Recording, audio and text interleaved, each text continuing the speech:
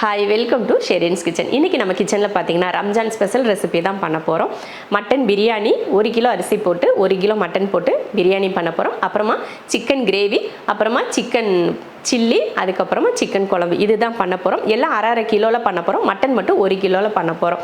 ரொம்ப அருமையான ஒரு ரெசிபி. நம்ம வீட்டுங்களில் ஏதாவது ஒரு விசேஷ நாள் இல்லைன்னா இந்த மாதிரி ரம்ஜான், பக்ரீத், இந்த மாதிரி கிறிஸ்மஸ், நியூ இயர், பொங்கலுக்கு நான்வெஜ் செய்ய மாட்டாங்க, தீபாவளி, இந்த மாதிரி நாள்லாம் வந்துச்சுன்னா அந்த இது வந்து உங்களுக்கு ரொம்ப யூஸ்ஃபுல்லாக இருக்கும். இல்லை நம்ம வீட்டுக்கு யாராவது கெஸ்ட்டு வராங்க அப்படின்னு நினச்சிங்கன்னா இந்த மாதிரியெல்லாம் மெனு செய்கிறதுக்கு உங்களுக்கு வந்து ஒரு ஐடியாவாக இருக்கும். இப்போ நம்ம பண்ண போகிறது ஃபஸ்ட்டு பிரியாணி கிடையாது. அதுக்கு முன்னாடி வேக வைக்கணும். மட்டன் வந்து நம்ம வேக வச்சு எடுத்துக்கலாம். மட்டன் வாங்குறது பார்த்திங்கன்னா கொஞ்சம் பெரிய சைஸ் மட்டனாக பார்த்து வாங்கிக்கோங்க. அப்போ தான் வந்து பிரியாணியில் வந்து குழஞ்சி போகாமல் இருக்கும். சரியா? இப்போ நம்ம வந்து ரெடி பண்ணிக்கலாம். எல்லாம் ரெடி பண்ணி எடுத்து வச்சுருக்கேன். எல்லாம் வெட்டுறதெல்லாம் வெட்டி எடுத்து வச்சுருக்கேன். சிக்கனும் மட்டனும் மட்டும் ஃப்ரிட்ஜுக்குள்ளே எடுத்து வச்சுருக்கேன். மற்ற எல்லாமே இங்கே தான் இருக்குது. முதல்ல நம்ம மட்டனை வேக வச்சுருவோம். அதுக்கப்புறம் மற்ற வேலைகளையெல்லாம் ஒன்று அப்படியே ரெடி பண்ணிக்கலாம். இப்போ வந்து இந்த காஸ்டியூமை போய் நான் சேஞ்ச் பண்ணணும். ஏன்னா இதோட நின்று நான் சமைச்சேன் அப்படின்னா நான் வேர்த்துருவேன். அப்புறம் ட்ரெஸ் எல்லாம் இங்கே எல்லாம் எண்ணெயாக நல்ல ட்ரெஸ் வந்து வீணாக போயிடும். அப்படி தான் பல ட்ரெஸ்ஸு வந்து வேஸ்ட்டாக போயிடுது.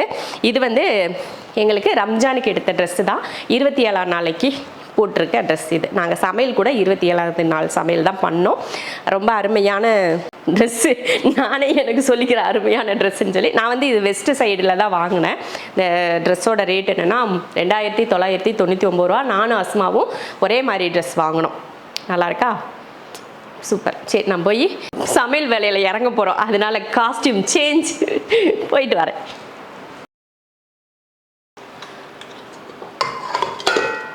ஒரு கிலோ மட்டன் பார்த்திங்கன்னா எவ்வளோ பெரிய பீஸ், இந்த மாதிரி பீஸ் வாங்கிக்கிறணும். நல்லா இருக்குல்ல பீஸ், எலும்பு.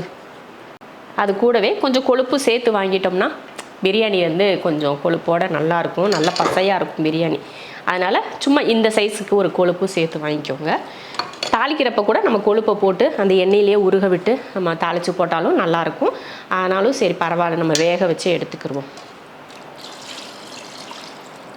மட்டன் வேக வைக்கிறதுக்கு நல்லா கறி முங்குற அளவுக்கு தண்ணி ஊற்றியிருக்கேன். கொஞ்சம் அந்த கவுச்சி ஸ்மெல் இல்லாமல் இருக்கிறதுக்காக கொஞ்சோண்டு மஞ்சள் தூள் கொஞ்சமாக சேர்த்துக்கோங்க.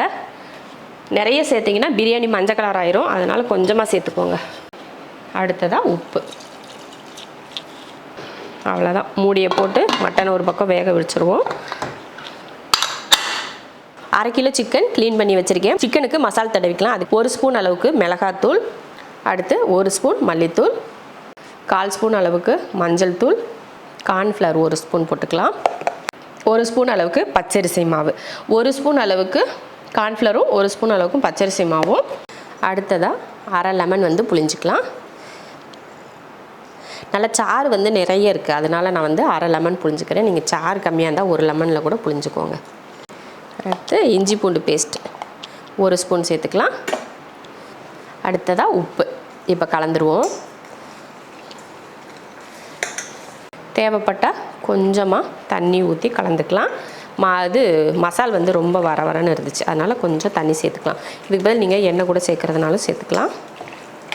அவ்வளோதான். மசால் வந்து தடவியாச்சு, ஓரமாக எடுத்து வச்சுருவோம். நம்ம இன்றைக்கி செய்கிறது கரெக்டாக ஒரு ஃபேமிலிக்கு 5 பேர் இருக்கிற ஒரு ஃபேமிலிக்கு ஏற்ற மாதிரி ரெசிபி தான் செய்ய போகிறோம். பிரியாணி வந்து கொஞ்சம் அதிகமாக இருந்தால் பிரச்சனை இல்லை. அடுத்த நாளோ மதியமோ நைட்டோ வச்சு சாப்பிட்டுக்கலாம். அதனால் பிரியாணி மட்டும் 1 கிலோ செய்கிறோம். சிக்கன் கிரேவி பண்ணுறதுக்கு 1 கரண்டி அளவுக்கு எண்ணெய் ஊற்றியிருக்கேன். எண்ணெய் காஞ்சதுமே ஒரு 1/4 ஸ்பூன் அளவுக்கு சோம்பு சேர்த்துட்டு ஒரு 150 கிராம் அளவுக்கு சின்ன வெங்காயம் எடுத்திருக்கேன். கொஞ்சம் கருவேப்பிலை எடுத்திருக்கேன், அதை சேர்த்துருவோம். வெங்காயம் வந்து இந்த மாதிரி நல்லா வதங்கினதுக்கப்புறமா இதில் இஞ்சி பூண்டு பேஸ்ட் போட்டுக்கலாம். 3/4 ஸ்பூன் அளவுக்கு இஞ்சி பூண்டு பேஸ்ட் போட்டுட்டு நல்லா கலந்துக்கலாம். அவ்வளோதான். அடுத்து சிக்கன் சேர்த்துருவோம்.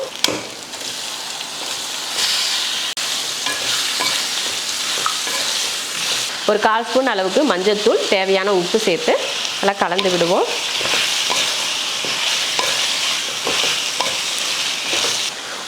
உப்பு மஞ்சத்தூள் போட்டதுக்கப்புறமா மிளகாத்தூள் சேர்த்துக்கலாம். நல்லா 1 ஸ்பூன் அளவுக்கு மிளகாத்தூள் சேர்த்துக்கோங்க. அடுத்ததாக மல்லித்தூளும் 1 ஸ்பூன், 1 ஸ்பூன் மிளகாத்தூளும் 1 ஸ்பூன் மல்லித்தூளையும் சேர்த்து அதையும் நல்லா கலந்துருவோம். தண்ணி தண்ணி எதுவுமே ஊற்றலை, அப்படியே மூடி வச்சுருவோம். சிக்கனில் இருக்க தண்ணி விட்டு அது பாட்டுக்கு வேகட்டும்.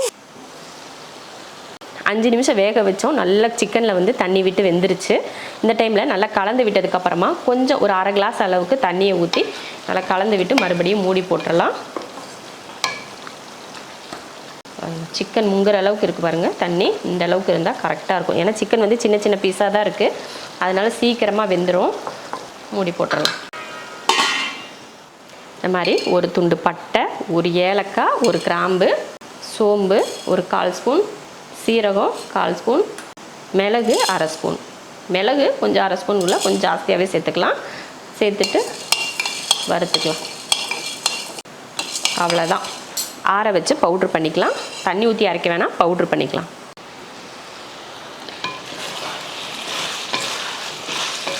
சிக்கன் பாருங்கள் நல்லா வெந்து எண்ணெய் பிரிஞ்சு வர, நம்ம ஊற்றின தண்ணியெல்லாம் வற்றி நல்லா வெந்துருச்சு. நான் வந்து கிரேவி ரொம்ப கிரேவியெல்லாம் பண்ணல, ஓரளவுக்கு லைட்டாக இருக்கிற மாதிரி தான் பண்ணுறேன். ஏன்னா நம்ம குழம்பு செய்கிறோம் இல்லையா, அதனால நிறைய கிரேவி இல்லை, லைட்டாக வறுவலும் இல்லாமல் அந்த கிரேவியும் இல்லாமல் அந்த ரெண்டுக்கும் நடுவில் ஒன்று இருக்கும் பார்த்தீங்களா, அதுதான் இப்போ அந்த மாதிரி பண்ணிக்கலான்னு பண்ணுறேன். இப்போ வறுத்த மசாலாவை பவுட்ரு பண்ணியிருக்கேன், அதை சேர்த்துடலாம். சேர்த்துட்டு இப்படி கலந்து விடுவோம். நல்லா போட்டு மசால் போட்டு ஒரு நிமிஷத்துக்கு இந்த மாதிரி கலந்து விட்டால் போதும். ரொம்ப நேரம்லாம் போட்டு மசால் போட்டதுக்கப்புறம் கலந்து விட தேவையில்லை.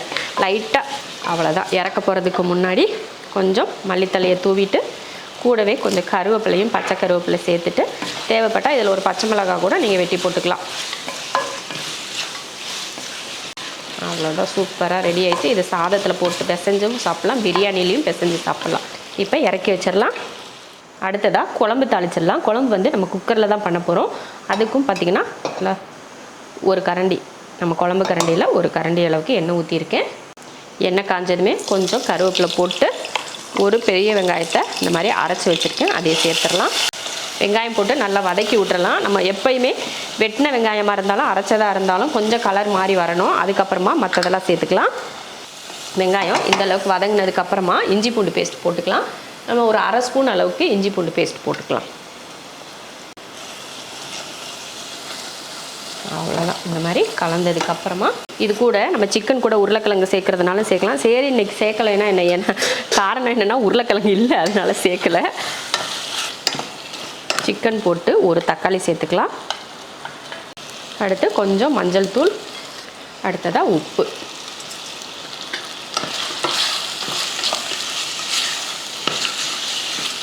நல்லா வதங்கி இருக்கட்டும். நல்லா வதங்கிருச்சு. இந்த டைமில் தக்காளி சிக்கன் எல்லாம் நல்லா வதங்கிருச்சு. இந்த டைமில் ஒரு 1/2 ஸ்பூன் அளவுக்கு மிளகாத்தூள் சேர்த்துட்டு ஒரு 2 ஸ்பூன் அளவுக்கு சிக்கன் மசாலா. இந்த சிக்கன் மசாலாவோட வீடியோ உங்களுக்கு வேணும் அப்படின்னா சொல்லுங்கள், உங்களுக்கு வந்து அடுத்த வீடியோவாக போடுறேன். அடுத்து தண்ணி சேர்த்துக்கலாம்.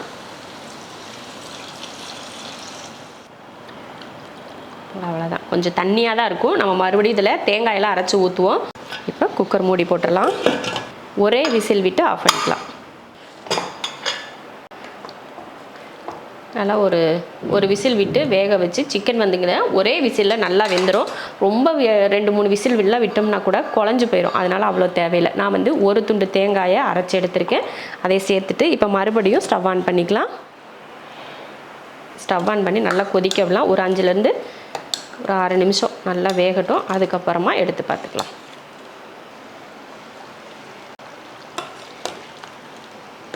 அவ்வளோதான் ரெடி. இது வந்து பிரியாணியில் ஊற்றி சாப்பிட்றதுக்கு சிக்கன் குழம்பு. ஹோட்டல்கள்லாம் பார்த்தீங்கன்னா கொஞ்சமாக தான் போட்டு இந்த எலும்பெல்லாம் போட்டு அப்படியே குழம்பு வெறும் தண்ணி குழம்பாக செய்வாங்க இந்த பரோட்டாவுக்கு இதுக்கெலாம். அந்த மாதிரி நம்மளும் கொஞ்சோண்டு 1/4 கிலோ கறியை போட்டு குழம்பு செஞ்சிட்டோம். இறக்க போகிறதுக்கு முன்னாடி கொஞ்சம் மல்லித்தலையை மட்டும் தூவிட்டு இறக்கிற வேண்டியதான்.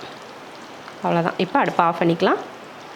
150 மில்லி அளவுக்கு எண்ணெய் ஊற்றியிருக்கேன். ஏன்னா மட்டனில் கொழுப்பு போட்டிருக்கோம் இல்லையா, அதனால கொஞ்சம் எண்ணெயை வந்து கம்மி பண்ணியிருக்கேன். 200 ml ஊற்றுவோம், 200 மில்லி எண்ணெய் ஊற்றுவோம் சிக்கன் பிரியாணிக்கெல்லாம்.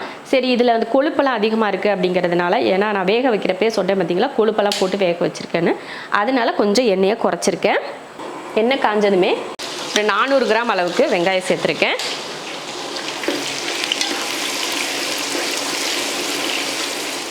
வெங்காயம் கலர் மாறினதுக்கப்புறமா நம்ம இஞ்சி பூண்டு பேஸ்ட்டு போட்டுக்கலாம். நம்ம வந்து எப்பயுமே இந்த ஸ்பூனில் 5 ஸ்பூன் அளவுக்கு 1 கிலோ அரிசிக்கு போடுவோம். 5 கரெக்டாக 5 ஸ்பூன் போட்டிருக்கேன். போட்டு அதையே நல்லா கலந்து விட்டுருவோம். கூடவே ஒரு கைப்பிடி அளவுக்கு புதினா, ஒரு கைப்பிடி அளவுக்கு மல்லித்தலை, 2 சேர்ந்து 2 கை அளவுக்கு.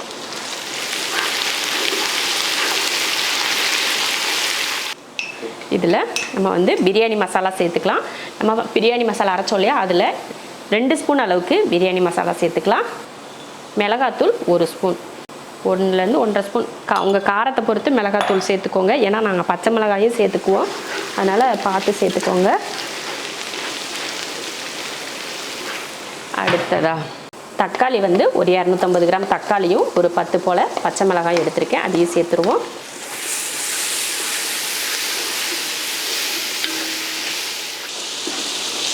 தக்காளி நல்லா வதங்கினதுமே ஒரு 300 கிராம் அளவுக்கு தயிர் சேர்த்துக்கலாம்.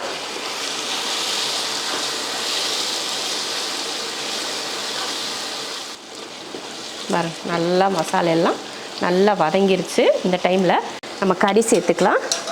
ஒரு 3/4 பக்குவத்துக்கு வேக வச்சுக்கிட்டால் போதும். அதனால் நான் ஒரு 2 விசில் விட்டு தான் வேக வச்சேன்.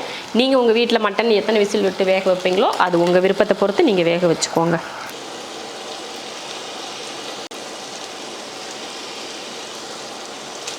கறியை சேர்த்துட்டு கலந்து விடுவோம். எல்லாமே நம்ம சேர்த்தாச்சு முன்கூட்டியே. மசாலா, பிரியாணி மசாலா, மிளகாத்தூள், இஞ்சி பூண்டு பேஸ்ட்டு எல்லாம் போட்டாச்சு. இந்த மாதிரி லைட்டாக மட்டன் போட்டு ஒரு 10 நிமிஷத்துக்கு இந்த மாதிரி வதக்கி விட்டுறலாம். அடுத்ததாக லெமன் புழிஞ்சிடலாம். ஒரு லெமனை புழிஞ்சு நல்லது. லெமன் புழிஞ்சதுக்கப்புறமும் லைட்டாக கலந்து விட்டு இப்போ தண்ணி சேர்த்துக்கலாம். இந்த கப்பில் 2 கப் அளவுக்கு சீரக சம்பா ஊற வச்சுருக்கேன். இந்த இதில் 2 கப்பு வந்து 1 கிலோ. இப்போ தண்ணியும் இதில் தான் சேர்த்துக்க போகிறோம். இப்போ மட்டன் வேக வச்சுருக்கோம் இல்லையா, அந்த தண்ணியை இதில் சேர்ப்போம். முதல்ல சேர்த்துட்டு அப்புறம் பத்தலைன்னா நார்மல் தண்ணி சேர்த்துக்கலாம். 1 2 கப் அரிசிக்கு 2 கப் அளவுக்கு தண்ணி.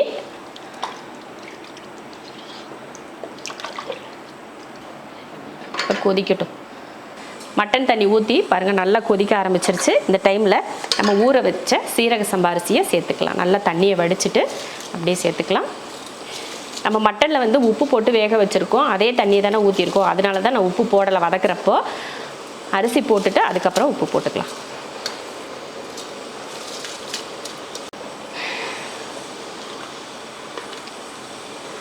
உப்பு சேர்த்துக்கலாம்.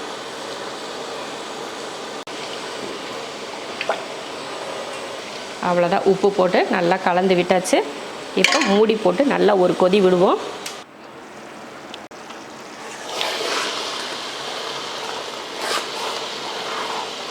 பாருங்கள், ஒரு லெவலுக்கு வந்துடுச்சு. அரிசி வந்து நம்ம தம் வைக்கிறதெல்லாம் தான் வேகும், இப்போ எல்லாம் வேகாது. பார்க்குறக்கு உங்களுக்கு அரிசியாக தான் தெரியும். இப்போ வந்து நம்ம தம் போட்டுடலாம். ஒரு தோசைக்கல் வச்சு அதுக்கு மேலே பிரியாணி பாத்திரத்தை வச்சு மூடி போட்டுடலாம். கொஞ்சம் இது ஆவியெல்லாம் வெளியில் வர மாதிரி இருந்ததுன்னா வெயிட் ஏதாவது தூக்கி இதுக்கு மேலே வச்சிங்கன்னா ஆவியெல்லாம் வெளியில் வராமல் இருக்கும். வாழை இலை இருந்தால் கூட உள்ளே போட்டுக்கலாம். அதில் ஒரு வாழை இலையை போட்டு மூடி வச்சிட்டோம்னா ஆவி வந்து இன்னும் வெளியில் வராது. மேலேயும் ஏதாவது வெயிட் எடுத்து வச்சிட்டிங்கன்னா நல்ல தம் வந்து ரொம்ப நல்லா நிற்கும். 20 நிமிஷத்துக்கு அப்புறமா பார்க்கலாம்.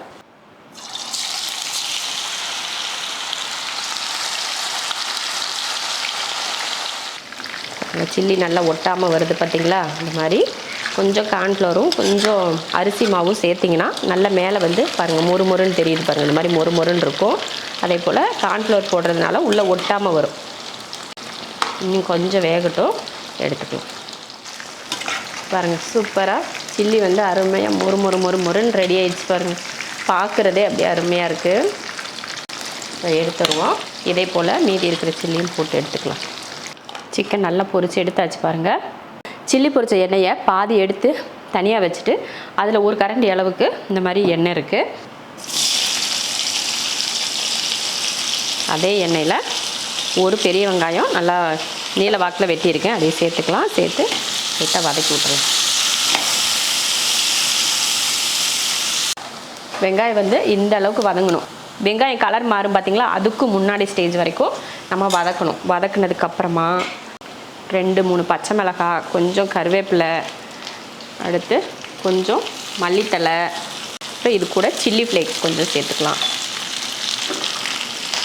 சேர்த்துட்டு இதெல்லாம் கலந்து விடுவோம்.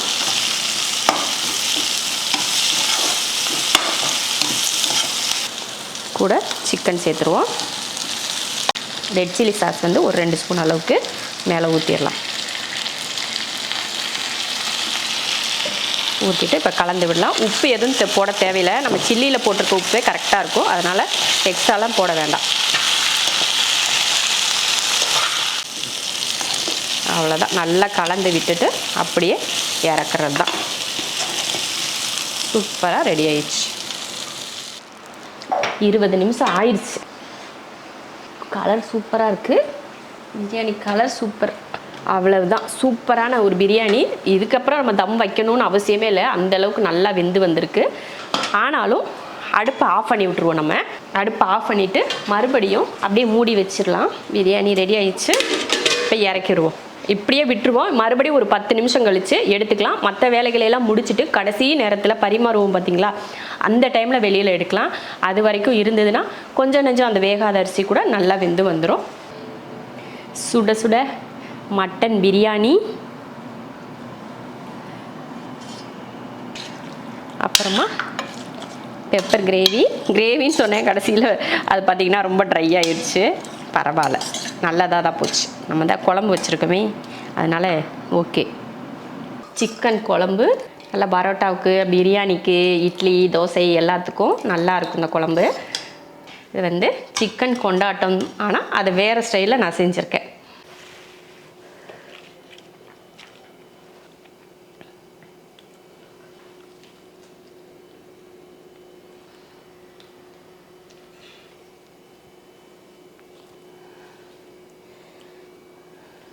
மட்டன் பிரியாணி, சிக்கன் குழம்பு, சிக்கன் கிரேவி, சிக்கன் கொண்டாட்டம், தயிர் பச்சடி. இதே போல் நீங்களும் செஞ்சு பார்த்துட்டு எப்படி இருக்குன்னு சொல்லிட்டு கமெண்ட்டில் சொல்லுங்கள். ஞாயிற்றுக்கிழமை போல் நீங்கள் பிரியாணி செய்கிறதுனா இந்த மாதிரி செய்யுங்க, இல்லை விருந்து செய்கிற மாதிரி இருந்துச்சுன்னா இந்த மாதிரி ஐட்டங்கள்லாம் செஞ்சிங்கன்னா சூப்பராக இருக்கும். ட்ரை பண்ணி பார்த்துட்டு எப்படி இருக்குன்னு சொல்லுங்கள்.